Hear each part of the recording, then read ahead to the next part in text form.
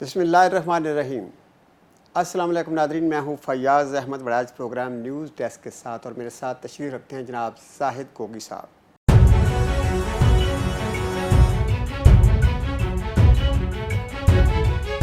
جی گوگی صاحب، پیٹرول مہنگا کریں تو عوام کی جو ناراضگی ہے وہ اس کو دور نہیں کر سکتے میاں صاحب، اور اگر نہ کرے تو ملک پر بوجھ پڑتا ہے۔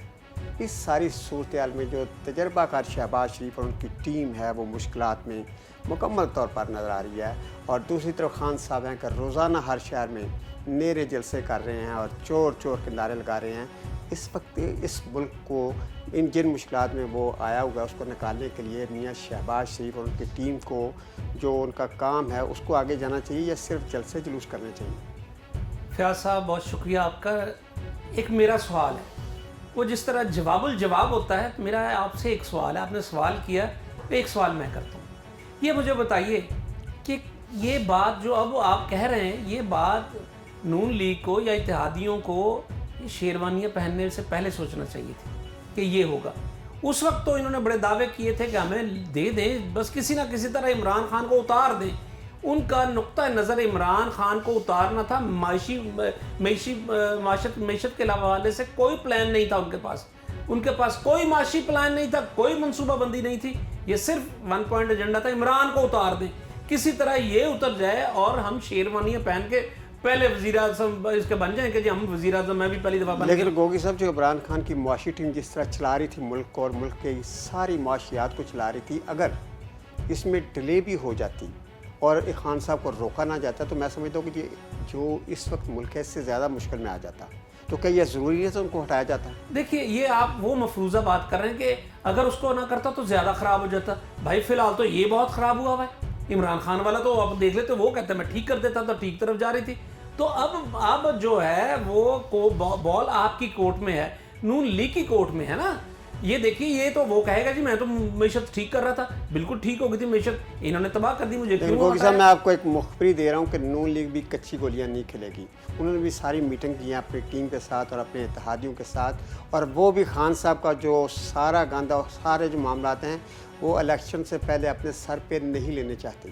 اور آپ کو پتہ ہے کہ نون لیگ نے جو نیشنل سیکورٹی کمیٹی کا اجلاس ہے اگلے 2 دن میں بلانے کا فیصلہ کیا ہے، تاکہ وہ یہ گارنٹی حاصل کر سکیں کہ آیا اگر انہیں یہ سارے مشکل فیصلے کرنے ہیں تو انہیں اس بات کا جو ہے دیا جائے، گارنٹی دی جائے کہ وہ اگلے 1.5 سال حکومت کریں گے۔ تو میرے خیال میں نون لیگ نے بھی اب سارے جو اپنے پتے وہ سمجھداری سے کھیلنے شروع کر دیے ہیں، اور اتنی خان صاحب کو کھلی چھٹی نہیں دیں گے کہ ان کے معاملات، ان کے سارے بوجھ کو، ان کی ساری غلطیوں کو اپنے سر پہ لے جائیں، اور الیکشن میں ان کو کھلا چانس دیں کہ ٹھیک ہے جی نون لیگ معاشی میدان میں بھی ناکام ہو گئی ہے، اور خان صاحب نے پہلے بھی موج کیا ہے، اور آگے پھر وہ جو ہیں جا کر ایک تحریک کی شکل میں اگلے الیکشن میں ان کو کامیابی مل سکے۔ تو نون لیگ اس حوالے سے اب خاصی سمجھدار اور میچور فیصلے کرنے والی ہے، اور اگلے چند دنوں میں اس کے اثرات آپ کو نظر آئیں گے۔ یہ آپ کی جو مخبری ہے، میں یہ تو نہیں کہتا یہ مفروضے پہ مبنی ہے یا یہ جھوٹ ہے، یہ آپ کی ذرائع، آپ کے ذرائع تو ٹھیک ہوں گے، لیکن یہاں ایک سوال ہے سر، اگر آپ کہتے ہیں کہ وہ اب بڑی سمجھداری سے فیصلے کر رہے ہیں تو پہلے کیا ہو گیا تھا؟ پہلے ہی سمجھداری سے فیصلہ کر لینا تھا نا۔ عدم اعتماد لانے سے پہلے آپ کو پتہ نہ چاہیے تھا کہ ہمیں یہ صورتحال کا بھی سامنا کرنا پڑ سکتا ہے؟ زرداری صاحب نے بڑا گھیر آپ کو اس مقام پہ لے آئے، زرداری صاحب، تو آپ کو یہ اس کا مطلب ہے کہ زرداری صاحب آپ کے ساتھ گیم کر گئے، کیونکہ آپ کے اندرون خانہ جتنی بھی میٹنگز ہو رہی ہیں نون لیگ کے بارے میں، نون لیگ کی، اس میں ایک ہی بات کہی جا رہی ہے کہ زرداری سانو لے گیا، تو وہ زرداری صاحب باقی لے گئے۔ یہ فیصلہ اس وقت سمجھداری کرنی چاہیے تھی، اب تو آپ پھنس گئے ہیں۔ وہ صاحب مجھے یہ بتائیں کہ خان صاحب بار جلسے میں کہہ رہے ہیں کہ جی ایک زرداری جو نون لیگ پہ باری ہو گیا، یہ خان صاحب کو کیسے پتہ چلا کہ زرداری جو ہے ان سے گیم کر رہا ہے؟ یہ ان کا اتحادیہ خان صاحب کا اتحادیہ نہیں ہے۔ دیکھیے یہ تو آپ کو بھی پتہ ہے، مجھے بھی ایک عام آدمی ہوں، مجھے بھی پتہ ہے، یہ عام آدمی کسی سڑک سے جو چل رہا ہے آپ اس کو بھی جا کے پوچھ لیں، وہ آپ کو بتائے گا زرداری آپ کے ساتھ گیم کر گئے۔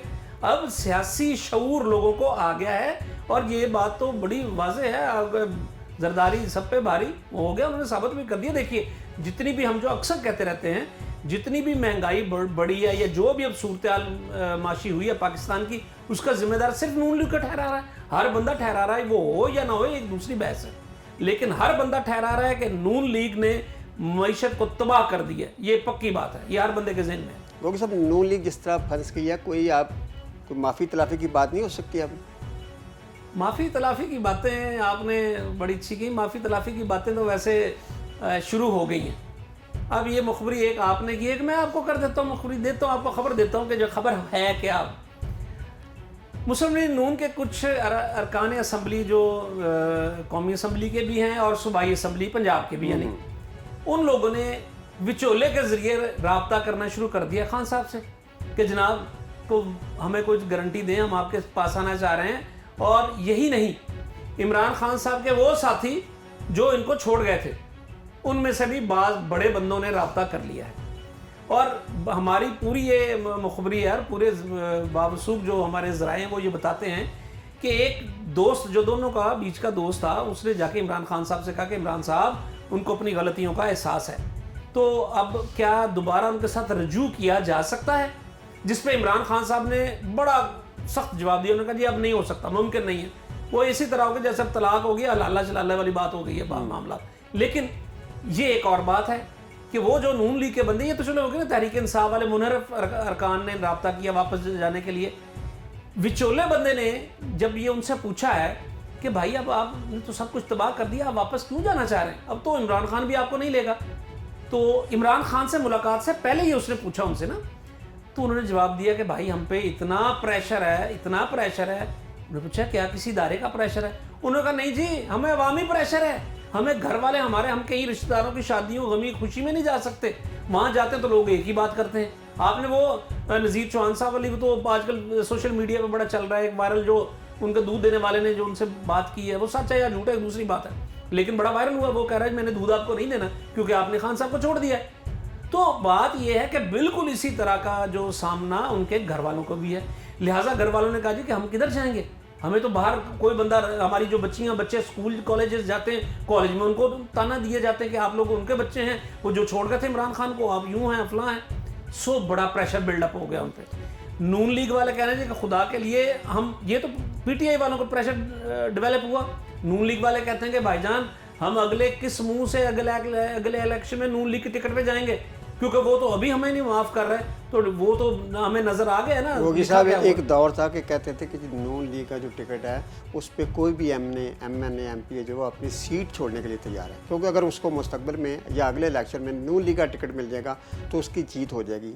تو یہ کیا تبدیلیاں جس سے آپ کی باتوں سے آپ کی مخبری سے لگ رہی ہے, کیا آپ سمجھتے ہیں کہ پی ٹی آئی کے ٹکٹ کی جو مقبولیت ہے اس سے زیادہ بڑھ گئی ہے؟ جی یہ دیکھیے, میں اس کا ماضی میں ہم چلتے ہیں.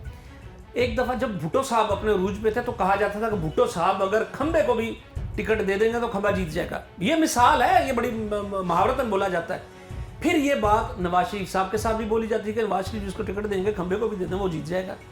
اب اس وقت جو سناریو چل رہا ہے, اس سناریو میں آپ نون لیگ یہ پی ٹی آئی کا ٹکٹ کسی کھمبے کو بھی دیں گے تو بھائی وہ تو جیتنا نہ جیتنا چلو دوسری بات ہے, لیکن وہ مقابلہ بڑا کرے گا.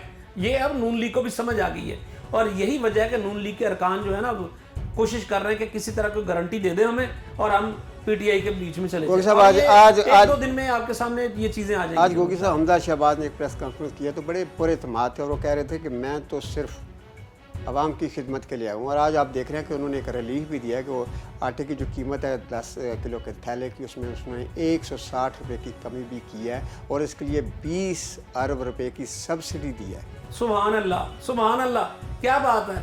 وہ کیا کہتے ہیں, آپ کو تو ان کا کوئی اچھا کام بھی نہیں اچھا لگے گا. نہیں میں اچھا, یہ نہیں کہتے کہ نوجوان بندے نے کتنا اچھا کام کیا ہے. وہ میں کہہ رہا ہوں سر, میں بس سلوٹ ہے ان کو. اس بیچارے کو نہ کابینہ, آپ اپنے دام میں صیاد آ گیا. تو وہ اب تو یہ صورتحال ہے. کل تک تو یہ کہہ رہے تھے کہ جو پیٹرول پہ سبسڈی دے رہے تھے خان صاحب, یہ بارودی سرنگیں بچا دی تھی. مریم اورنگزیب صاحبہ نے کہی تھی نا یہ باتیں, اور یہ ساتھ میں یہ بھی کہا تھا کہ سبسڈی غیر قانونی ہے. تو میں پوچھنا یہ چاہ رہا تھا محترم حمزہ شہباز صاحب سے کہ یہ جو سبسڈی آٹے پہ دی گئی یہ غیر قانونی تو نہیں ہے نا, اور یہ بارودی سرنگیں تو نہیں ہے نا, یہ ٹھیک ہے ساری حلال سبسڈی ہے نا یہ. چلیں بسم اللہ. نہیں ویسے حمزہ کے ساتھ زیادتی تو بڑے اپنے گوگی صاحب آپ دیکھ رہے ہیں کہ ان کی نہ تو کابینہ بن سکی ہے, نہ ان کے پاس گورنر ہے, اور وہ جس طرح حکومت چلا رہے ہیں وہ یہی تو کہہ رہے تھے کہ میں ون ٹیم کے طور پر کام کر رہا ہوں, لیکن وہ یہ کہہ رہے تھے میں عوام کی خدمت کرنا چاہتا ہوں, عوام کی خدمت کر رہا ہوں. اور یہ جو انہوں نے بارودی نہیں یہ دیکھیے اس پہ ایک وہ بڑا مزے کا مجھے فقرہ یاد آ رہا ہے. پہلے جب پی ٹی آئی کے دور میں جب مہنگائی بہت بڑی, لوگ ناراض ہوئے, تو ٹرکوں رکشوں کے پیچھے لکھا ہوا, میں نے خود پڑھا, آپ نے بھی پڑھا ہوگا کہ ہن گھن مزے تبدیلی دے, ٹھیک ہے نا جی. تو اب لکھا آ رہا ہے کہ ہن گن مزے عدم اعتماد دے. تو آپ ذرا مزے لیں میاں حمزہ شہباز شریف صاحب. یہ باتیں تو وہی بات ہے نا, آپ کو شیروانی پہننے سے پہلے سوچنی چاہیے تھی کہ یہ بھی ہوگا اتحادیوں کے ساتھ. وہ کہتے ہیں نا کہ وہ بیچ چوراہے میں ہنڈیا پھوٹتی ہے وہ شراکت داری کی, تو ویسے ہی اتحادیوں کو آپ لے کے چلے ہیں. منرف ارکان آپ کے ساتھ ہیں, تو جو ان کے نہیں رہے وہ آپ کے کہاں رہیں گے؟ وہ صاحب نون لیگ تو بیچاری جو ہے وہ اقتدار میں بھی آ کر مشکلات میں ہے, لیکن آپ دیکھ رہے ہیں کہ جو خان صاحب ہیں ان کے لیے تو بڑی خوشی کی بات ہے کہ انہوں نے کچھ دن پہلے ایک جلسے میں کہا کہ جی سپریم کورٹ نوٹس لے, سو موٹر ایکشن لے اس بات کا کہ جو موجودہ حکومت ہے یہ جتنے بھی کیسز ہیں ان کیسز میں جو افسر تفتیش کر رہے ہیں ان کو یہ دباؤ میں ڈال رہی ہے, ان کو اپنے مقصد کے لیے استعمال کر لیے, تو اس کو سپریم کورٹ روکے. تو آج سپریم کورٹ نے ایک بڑا اہم فیصلہ کیا ہے اور بڑی ایک اہم سماعت کیا ہے سو موٹر ایکشن کے ذریعے. تو اس حوالے سے اب تو آپ خوش ہیں نا کہ آپ کی پارٹی کے مسائل حل ہو رہے ہیں؟ نہیں, پہلے تو ایک بات دیکھیے سر, ہم بار بار کہہ چکے ہیں ہماری کوئی پارٹی نہیں, ہماری پارٹی پاکستان ہے.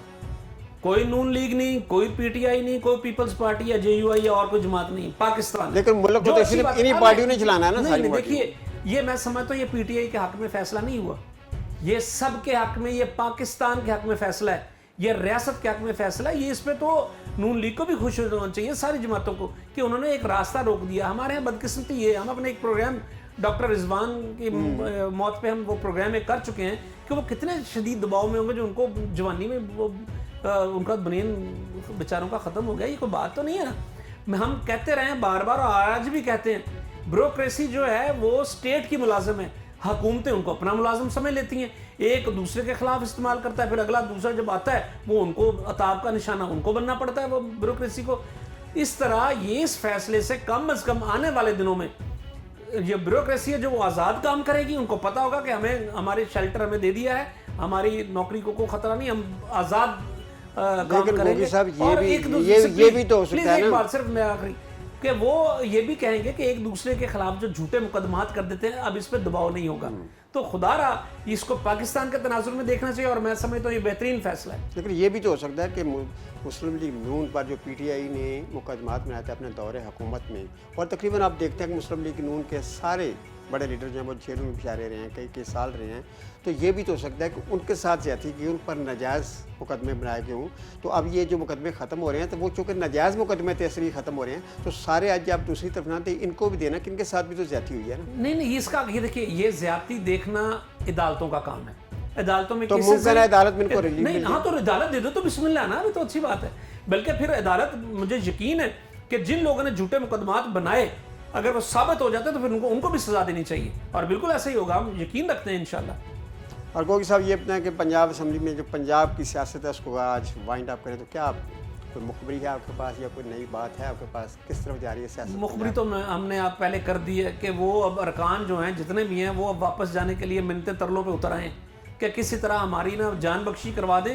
انہوں نے یہ بھی کہہ دیا عمران خان صاحب سے کہ ہم تیار ہیں, ہمیں آپ ٹکٹ بھی نہ دیں. تو جب یہ بات ان سے پوچھی گئی تو انہوں نے پھر وہی بات دہرائی تھی کہ بھیا بہت پریشر ہے, عوام کا بڑا پریشر ہے, رشتہ داروں کا پریشر ہے.